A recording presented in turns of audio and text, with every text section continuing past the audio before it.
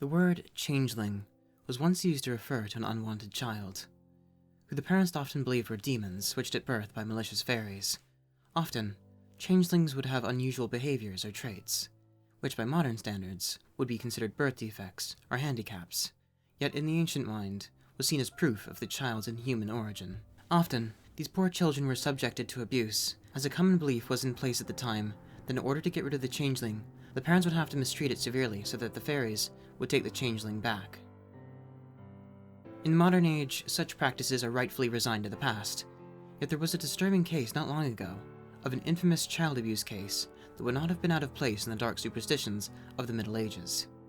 Yet it was not in a remote village, but instead in the heart of one of Scotland's most famous cities, that of Edinburgh.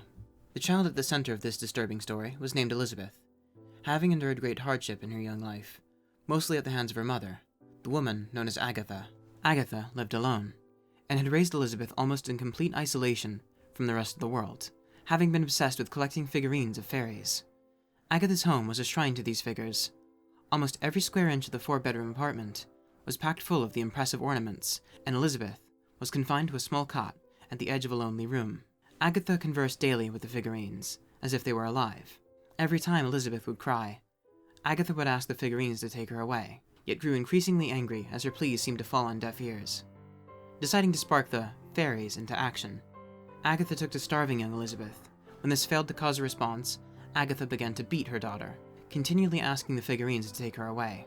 Remarkably, Elizabeth survived 3 years of this torture, Agatha's cruelty only growing worse over time as she began to treat Elizabeth like an animal, and boarded up most of the windows in the house so as to leave her in darkness for days on end.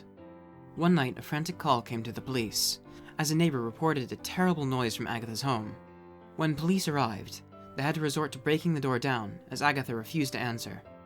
Once inside, the police found Agatha standing over a terrified Elizabeth, having tied the child to a table and preparing to strike her with one of the fairy statues, having gathered many others in a disturbing circle around the table. Agatha was quickly apprehended, and Elizabeth was saved. As she was led away, Agatha claimed that Elizabeth was a monster, that her real daughter was with the fairies, and that she had to get rid of Elizabeth in order to make things right again. Following further investigation into Agatha's past, authorities discovered that she had been a mother before, but tragically lost her baby, which sparked her obsession with collecting fairy figurines. Yet despite this, she tried for another child a few years later, and thus Elizabeth was born. Agatha is currently in a psychiatric ward, having been deemed a danger to society. Little Elizabeth, on the other hand, has moved on, finding a new family and a life free from cruelty, though only time can tell what the events of those 3 years have done to her.